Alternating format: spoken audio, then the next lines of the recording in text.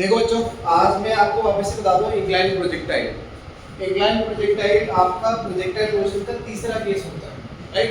ध्यान से देखिएगा, सबसे पहले मैंने आपको हॉरिजॉन्टल पढ़ाया, हॉरिजॉन्टल में तीन केस पढ़ाया आपको, एक ये वाला केस, एक ये वाला केस और एक ये वाला केस, राइट। फिर मैंने एंगुलर प्रोजेक्टाइल बताया। एंगुलर प्रोजेक्टाइल क्या होता है? जब आप जमीन पर खड़े होकर ऐसे देखते हैं, वो हम कर चुके हैं। उसके बाद होता है लास्ट इंक्लाइन प्लेन, ठीक है। तो मैंने लगभग डेरिवेशन करके रखी हुई है, आप ध्यान देके मैं समझाता हूँ। मतलब ये आपका ग्राउंड है और ग्राउंड से आपने एक इंक्लाइन प्लेन बना रखा है, यानी कि इंसान यहाँ ऐसे फेंकना चाहता है, राइट। जब आप ऐसे करके फेंकते हैं तो बॉडी ऐसे जाती है, यानी कि ऑलरेडी ये जो प्लेन है वो अल्फा एंगल से इंक्लाइन है। किससे इंक्लाइन है? अल्फा से, ओके। अच्छा, तो इस प्लेन के मुताबिक ये इसका x कहलाएगा और ये इसका y कहलाएगा। ओरिजिनल x क्या है हमारे पास? ये। ओरिजिनल y क्या है हमारे पास? ये, राइट।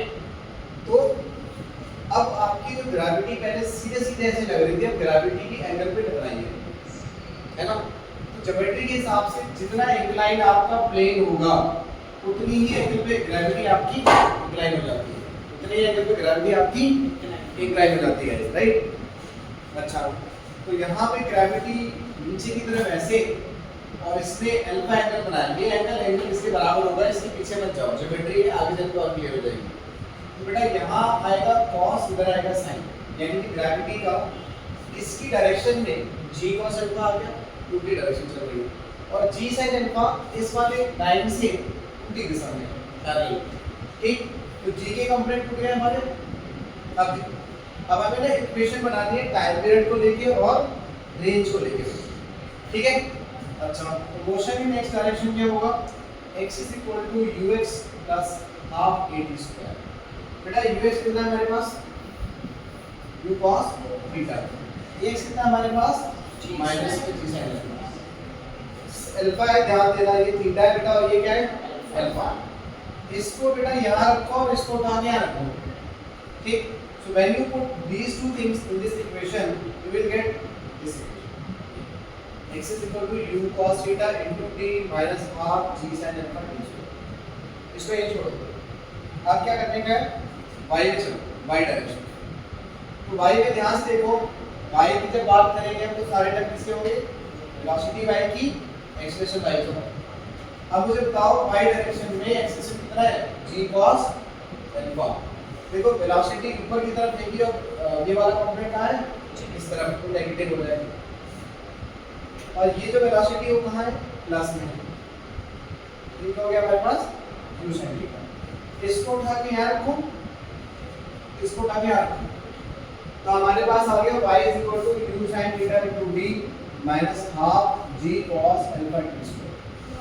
ये स्मॉल t क्या है? टाइम ऑफ इंस्टेंट, पूरे प्रोजेक्टाइल में कहीं भी। बट अगर आपको बोला कि यहाँ से लेके यहाँ आना, यहाँ, तो बेटा छोटा टी क्या बन जाएगा आपका? छोटा टी क्या बन जाएगा आपका? बड़ा टी। और y क्या हो जाएगा वहाँ पर? 0। भाई ऑब्वियस ही बात है, जब बॉडी यहाँ से यहाँ पहुँचेगी तो इसका y तो खत्म होगा, क्योंकि y कंप्लीट बचा ही है ना, y में कोई हिस्सा नहीं है। तो यहाँ पे रख दो 0, इसकी जगह पे रख दो बड़ा टी, बड़ा टी। समझ में आई बात? इसको जब सॉल्व करेंगे तो टाइम पीरियड आ जाएगा 2u sin theta by g cos theta. अब जरा थोड़ा फ्लैशबैक में जाओ, आपको पता है इसके लिए क्या था? मतलब जब आप ऐसे देखते थे तो क्या होता था? इसके लिए टाइम पीरियड क्या होता था बच्चों? 2u sin theta by g। याद आ रहा है कि नहीं आ रहा है? क्या डिफरेंस आया?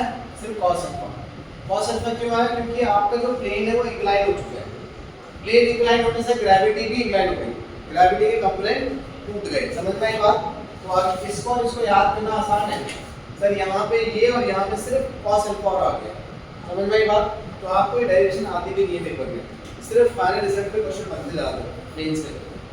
समझ में आई बात है ना? अब बात करते हैं रेंज की। रेंज मतलब ये पूरा डिस्टेंस, यहाँ से लेके यहाँ तक का डिस्टेंस रेंज है। This is what range guys. तो बेटा रेंज में x की डायरेक्शन चलेगी u cos theta into t, क्योंकि x में वेलोसिटी क्या है? u cos theta. टाइम है नहीं, ये पूरा पूरा टाइम नहीं, बड़ा वाला टाइम। बाकी x में ग्रेविटी कितनी है, gravity component g sin alpha, body इस तरफ जा रही है और g sin अल्फा इधर लग रहा है, इसलिए क्या लेना पड़ा हमको, नेगेटिव। क्या लेना पड़ा हमको, नेगेटिव। सो और when you put capital T equal to this thing, मतलब इस बड़े वाले t की वैल्यू यहां रख दो, इस बड़े वाले t की वैल्यू यहां रख दो, सॉल्व करते करते करते करते करते और इस दौरान आपकी इक्वेशन लगती है मैथ्स की sin a plus b या sin a plus b, तो सब छोड़ दो, सीधा ये रखो रेंज का फॉर्मूला। समझ में आई बात? ये आ गया आपका रेंज का फॉर्मूला, यही इस्तेमाल होना है। ये है इंक्लिनेशन एंगल, ये है प्रोजेक्टाइल का एंगल। इस एंगल पे फेंका गया और इस एंगल पे हमारा प्लेन इंक्लाइंड है, राइट? अच्छा, अब अगर कोई कहे आपसे कि रेंज को मैक्सिमम करना है, तो आप बताओ आपके हाथ में क्या है, जमीन को ऊपर नीचे करना है या अपना एंगल ऊपर नीचे करना है? ऐसा थोड़ी है आप जमीन को उठा के यूं कर देंगे, मैं यार दैट इज नॉट पॉसिबल, है ना? इस भगवान जी थोड़ी ही उठा लेंगे, है तो उठा लेते भगवान जी। तो हम क्या चेंज कर सकते हैं, थीटा। थीटा कहां से कहां है हमारा, यहां पे। इसको अगर आप मैक्सिमम कर दो तो रेंज क्या हो जाएगी, साइन की वैल्यू मैक्सिमम कब होती है, जो उसका एंगल क्या हो जाता है, 90 डिग्री। यानी ये वाला एंगल कितना हो जाना चाहिए हमारा, so when you put this angle equal to 90 degree you will get theta equal to this। क्या मिला आपको, थीटा इक्वल टू ये। तो यहां से आपको थीटा की वैल्यू जब वापस से आप इस थीटा की वैल्यू वापस से आप जब यहां पुट कर देंगे, फिर कहानी सॉल्व होते होते होते ये बन जाएगी। तो आपकी क्या मिला आपको कि सर एक तो एंगल ये होना चाहिए, इस बात को ध्यान रखें, दिस इज इंपॉर्टेंट थिंग, और दूसरी बात ये होगा, ठीक बोलो। तो ये आपका रेंज हो गया, ये टाइम पीरियड ऑफ प्रोजेक्टाइल हो गया, और ये आपकी मैक्सिमम रेंज हो गई, ठीक है।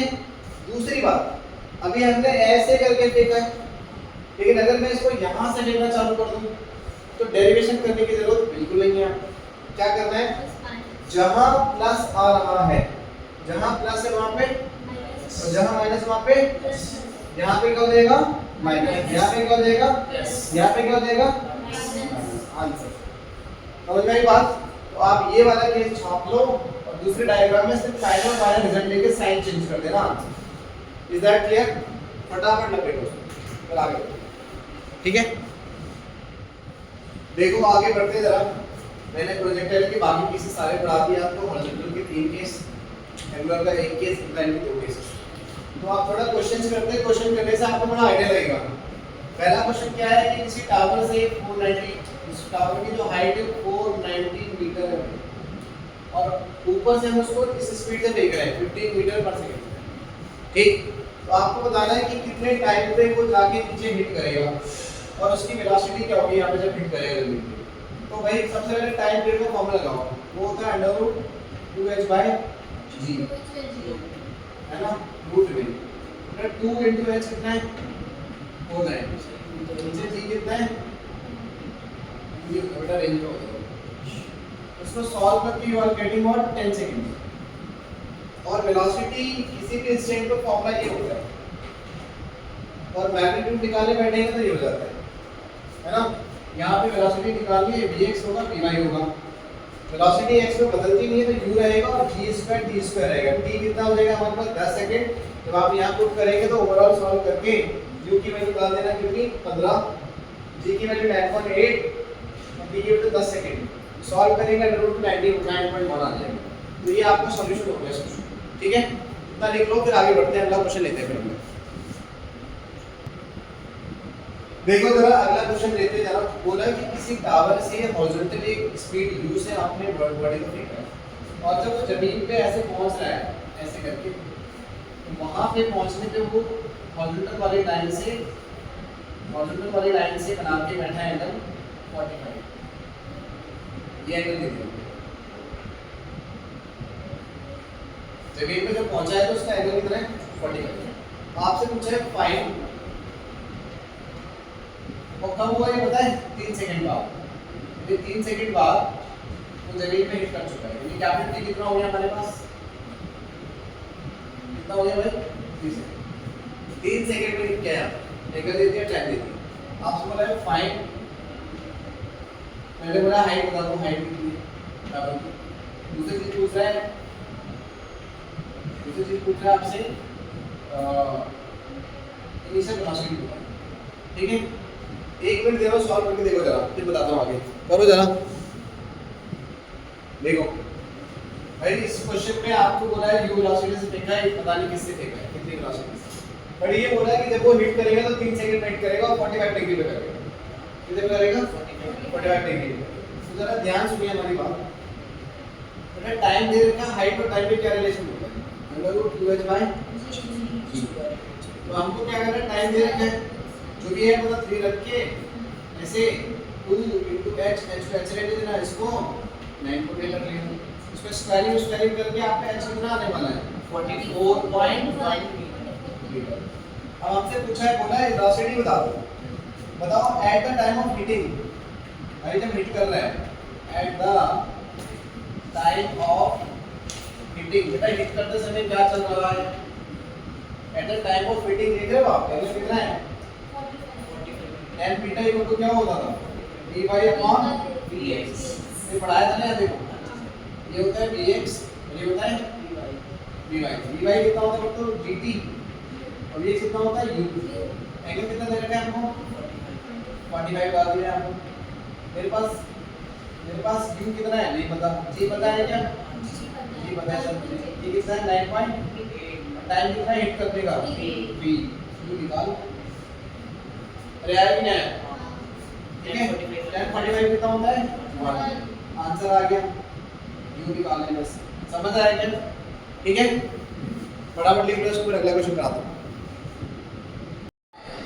देखो एक और क्वेश्चन देखो जरा, इसी से रिगार्डिंग, इसी से रिलेटेड है। एग्जांपल नंबर 3 कह रहा है कि एक एरोप्लेन ना उड़ रहा है।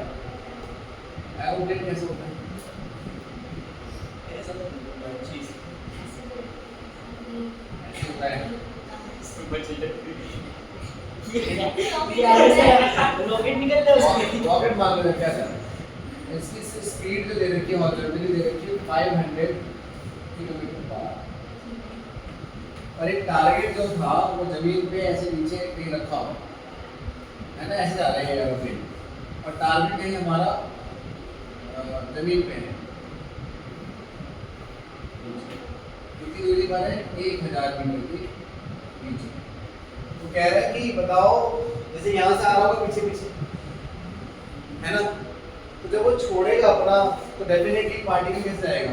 पीछे की तरफ जाएगा यार, ऐसे जा रहा है, ऐसे छोड़ोगे, ड्रॉप करोगे तो ऐसे जाएगा, यानी कि ये जब आगे निकलेगा तो ऐसे आएगा। तो बोल रहा है कितनी दूरी पे जाके मिस कर सकता है, मतलब टारगेट को मिस कर जाए, तो उसके लिए रेंज ही निकालने वाली बात चल रही है। नहीं रेंज ही तो होगा ना, जब ये यहाँ पहुंचेगा तो कैसे आएगा? तो ये रेंज ही तो हुई, क्या चेंज हुई? रेंज। तो आपको ना रेंज निकालना है कुल मिला के, है ना बेटा। जब वो टारगेट मिस करेगा, रेंज का फॉर्मूला क्या है हमारे पास?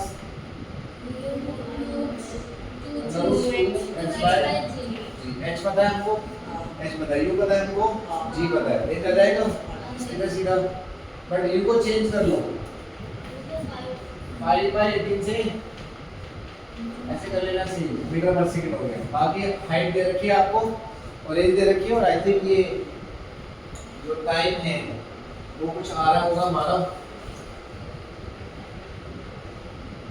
5/18 लिख लो, और 2h कितना है 1000 और 9.8। सबको सॉल्व करके आएगा हमारा करीब कितना दे रखा है मैंने 1984। और इसी तरह का 1984 1984 में कुछ हुआ था, बड़ी चीज हुई थी कुछ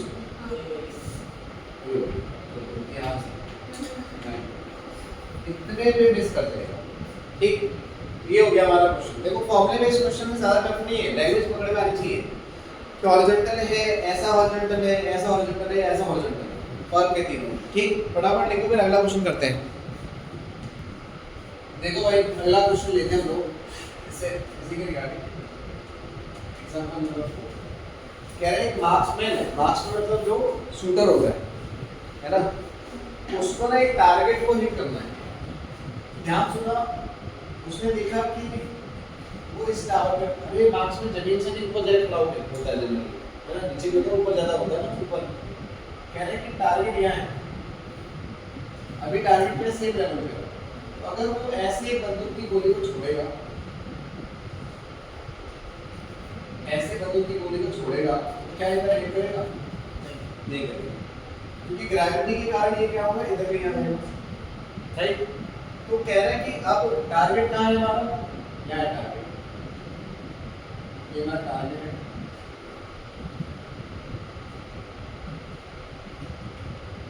ठीक, टारगेट है और एक टारगेट का मैं बाल बनाऊंगा, ठीक, और ये है मिस्टर अंजू, मेरा टारगेट है, ठीक है। अर्जुन को उड़ाना है, देखो मैंने क्या किया, यहाँ से गोली चलाऊंगा तो ये कुछ बच जाए, तो मैंने कहा रुक जाओ, मैं थोड़ा ऊपर जाऊँ, फिर मैं ऊपर की तरफ गया, मैंने अपनी हाइट बढ़ाई, क्योंकि मुझे पता है 1600 मीटर दूरी पे खड़ा है, 16 मीटर से 16 है,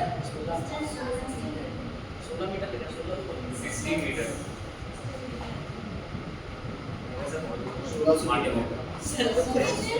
1600 मीटर है भाई, 16 मीटर तो लिमिट ही जाएंगे, इतनी बड़ी ग्रेविटी काम नहीं करती है, इतने पास में तो इंसान वैसे नहीं मिल जाएगा, दूर होने पे टारगेट नीचे जाता है, पास से तो वैसे ही मिल जाएगा, ठीक है। ये 1600 मीटर पे मतलब लगभग 1.5 किलोमीटर से ज्यादा, 1.5 किलोमीटर बहुत होता है, 1 मीटर इतना होता है, अब लगा लो 1600 टाइम, ऐसे करते करते चले जाओ अपने घर तक, आराम में कर, आराम में, ठीक। तो दिस मच डिस्टेंस टारगेट था, तो ये ऊपर चला गया, मैं ऊपर गया तो वहाँ समझदारी मैंने फिश लगाई और इसको घुमाना है, ये बहुत पसंद करता है, इसने फूल भी रखा, तो मैंने बंदूक उठाई और ऊपर गया उससे और इसको उड़ाया, अब मेरी बंदूक की गोली वहां पर लग रही, ठीक। टारगेट की हाइट ये निकालनी है, समझ में आई बात, और हमको क्या देखिए इसकी स्पीड कैसे रखी है, बंदूक की गोली की स्पीड कितनी है, 1800 नहीं है 800 में वही कमाल ही हो जाएगा, 800 मीटर, ठीक। मेरे को रेंज देखना है, ये देखना, रेंज का फॉर्मूला क्या होता है,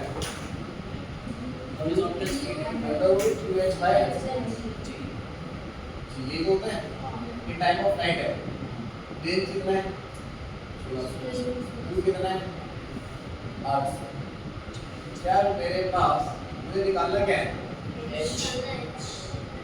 निकल जाएगा यहाँ से, कहते हैं स्क्वायरिंग करके तो 0 0 0 0 8 200, तो स्क्वायरिंग करेंगे आप 4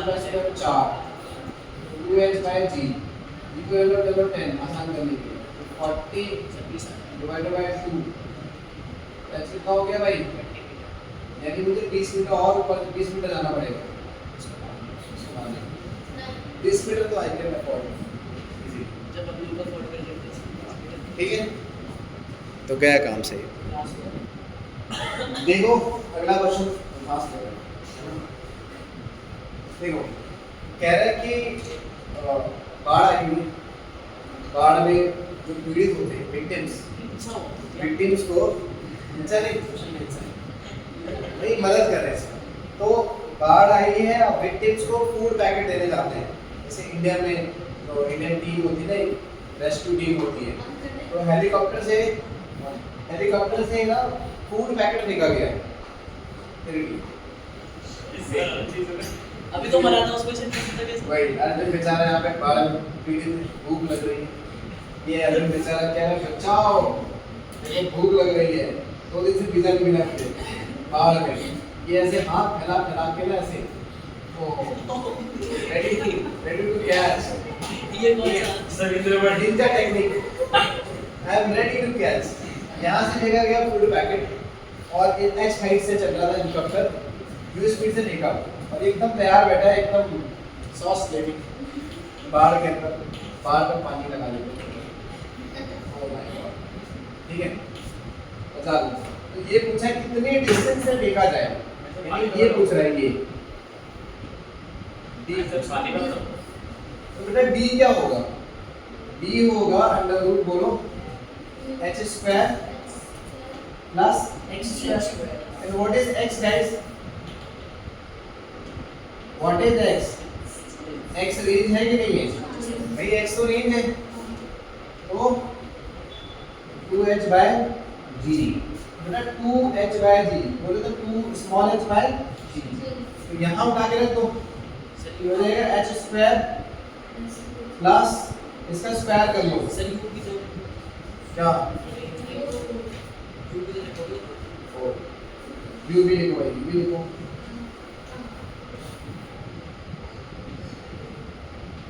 u भी लिखो, ठीक है। अब आप यहाँ पे रखेंगे तो ये क्या हो जाएगा u स्क्वायर और 2h by g, answer. h square तो कॉमन आ जाएगा, h कॉमन आ जाएगा, तो मतलब इतने डिस्टेंस पे खड़ा है, फेंका मैंने इसको, और डिमांड भी क्या है? पिज्जा भेजो नहीं तो डूब जाओ दोबारा।